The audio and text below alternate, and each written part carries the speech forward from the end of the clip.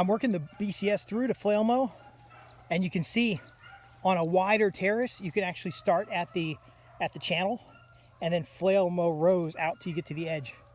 And it looks beautiful, unless you hit some of these stakes because you didn't get them all out. It chops them into little pieces. Let me show you what's going on here. So we're flail mowing across here at the highest level. I'm Justin Hitt from Prosperity Homestead. We're just knocking down the material, okay? We're not worried about going all the way to the ground. We're knocking down the materials as we move out to the outer berm. And then I want to go straight across to the other row, doing the same thing. Now, you can run over these areas multiple times, but you need to have some markers to know what areas have you pulled hoses out or cleared out. So I actually took down the sprinklers since we don't need them. And so I can probably go from that top edge all the way down to the bottom here once I move this chair. The trick of the BCS, especially the flail mower, is to keep going in one direction. Just keep going straight. You know, when you get to a row like this, you can use the row as a turnaround, but it would be better to go all the way from that end all the way down to the other end and then come back around. If you overshoot your turnaround, you come around and just come down another trail. So I'm going to get all this stuff clear, and I'm going to work from the top of the hill to the bottom of the hill. That way I'm flailing from the back channel, which is the next terrace up, the vegetative strip of the next terrace up, and then working my way down until I get to another vegetative strip. And then I flip around the end and start from the channel to the berm. Channel to the berm. Now imagine when this is two big terraces, how much more efficient can I move through the area. But ultimately it's not those multiple terraces, so we, again, still the same thing, channel to the berm. Now if that doesn't make sense to you, you've got to get out and try it, whether you're scything or whether you're running a flail mower through stuff like this. And don't mind them dogs out in the back. Somebody's running some dogs. That's what happens out in the country. But you can see that it's chopping down the materials, turning it into mulch. And then once I've got this high pass, I can go through and pick out anything that, like rocks or anything we found, and then come back through with the low pass. Now in the case of these beds, what we're going to end up doing is turning this into two big terraces.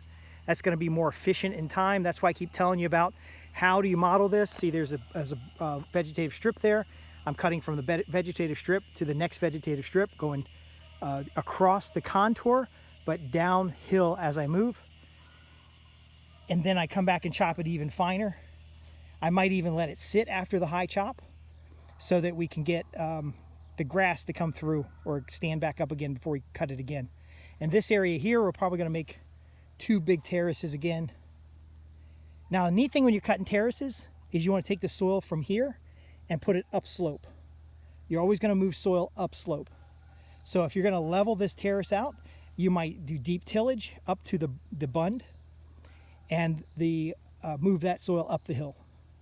And the reason we do that is because water naturally moves soil downhill. So all of these terraces are on contour across the slope so that we're spreading and soaking water, but they step down. And an interesting fun fact is that you're going to have the same area whether you have multiple steps down with the vegetative strips. So the vegetative strip has the same amount of area whether you have multiple steps down or a big terrace and then a big step down. Now in this climate, we can go 4 foot is this the maximum height of our bund, as long as the level of the terrace goes back at least 8 foot. So there's a 2-to-1 ratio of the height of your bund to the depth of your slope. Now remember, the terrace top slopes slightly back to a channel, and with it being very wide on the top, we'll be able to work more efficiently. We'll be able to change the design of the rows. We can change the direction of the rows. We can do keyholes. We can do long rows or whatnot. But we're still getting the benefit of slowing and spreading water, the benefit of the biomass on the vegetative strips, the benefit of access to these strips. Now again, a larger terrace is going to have a larger channel, and so we can move equipment down or wheelbarrow down to be harvesting more readily. We're also going to have a broader cover crop that we can put out here. So we can put a much larger cover crop, mow it down, incorporate it, till back a little further, which we don't do a lot of tillage here, but again, when you got this much biomass growing, You at least got to do some shallow tillage. And then we'll have greater flexibility with our beds. So again, what we're talking about at Prosperity Homestead is broad acre market garden, broad acre self-sustaining paddocks, growing spaces. How do we manage the land? And it is unruly here. I will admit 100%. But it shows you that you can start out with a idle field, or if you miss a season because of health reasons, or if you want to just grow out the seed that's in the ground so you can see the expression of the soil. If you have the right tools and the right earthworks design, you can make abundant, high value, quality soil. Now, and I'm showing you, this stuff's gone to seed. We didn't want it to go to seed. We're going to still knock it down. We're going to knock it down and incorporate it into a mulch layer. This is the layer that's above your topsoil. Worst case, we will shallow till after we've cut this thing down to nothing.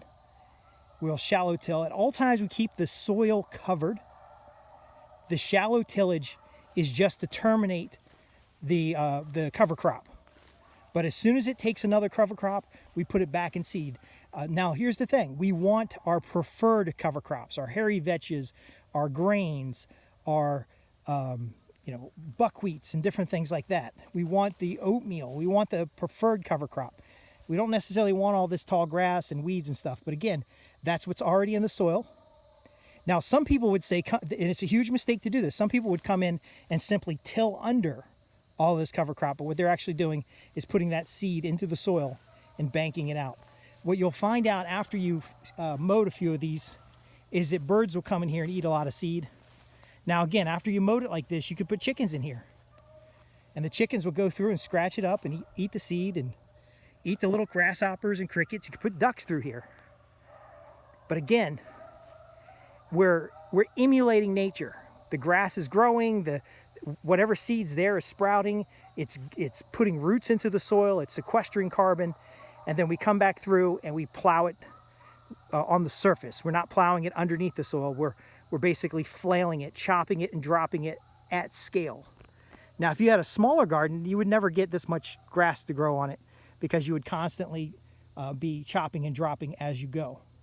And we're going to start moving towards a chop and drop when a bed is idle. Maybe we'll plant every other bed, or we'll leave wider rows that we can push the flail mower down to prepare to have our idle beds growing cover, and then swap with our productive beds. That's an advantage of having a lot of space. The disadvantage of is if you let it go a little bit, it is quite a bit of work. But again, we're making it easier with the appropriate equipment. And that's why we got the BCS tractor out here. Now I'm going to walk through this one more time because I hit a second at one of those metal stakes and it chopped in all kinds of little pieces. So I'm going to walk through here a second time to pick up all those pieces and make sure I don't have any more of those. See these little things? These things get knocked over and they get busted all up. When I hit them, they turn to this. So I'm going to walk through here again. It's just more of a natural farming method where we're growing the biomass here. We're composting on the beds. We're growing abundance of material. Now, in the beginning, it is a sacrifice. We're not getting as much produce out of it, but we are getting a massive amount of biomass that's feeding this clay soil. And we're getting the microbial activity up and going to digest these materials. And then what we're going to end up with is more of this thick mulch that's just protecting that soil, feeding the microbes in the soil, and ultimately allowing us to do such a large space with no inputs. So we do bring in lime, because again, remember our soil conditions. We got to bring that pH to a neutral. But there's no fertilizer in here. There's no pesticides, no herbicides, 100% natural, and it's mimicking a natural environment. And then because we don't have large herd animals in here to pack this down and to eat it up and convert it into manures, we use the appropriate automation. I'm Justin Hitt with Prosperity Homestead. Be sure to like and subscribe. Put your questions in the comments section. I'll be happy to answer them. And if you think this is an idiotic way of managing an area, let me know. Let me know what your opinion is, and go out and try it, and then let me know what your opinion is. But it just goes to show you that you can take a disused, or this is not a disused space, but you can take an overgrown field and using this method of chopping and dropping and mulching the surface of the soil and turn it into a productive garden. And even into August, I'm pulling out vegetables the hour before flail mowing it, before turning it into a cut field.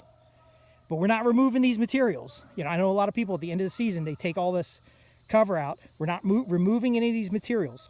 We are incorporating these materials into a mulch layer, which is then decomposing in place and forming our soil protection, our soil feed, our microbes stimulated.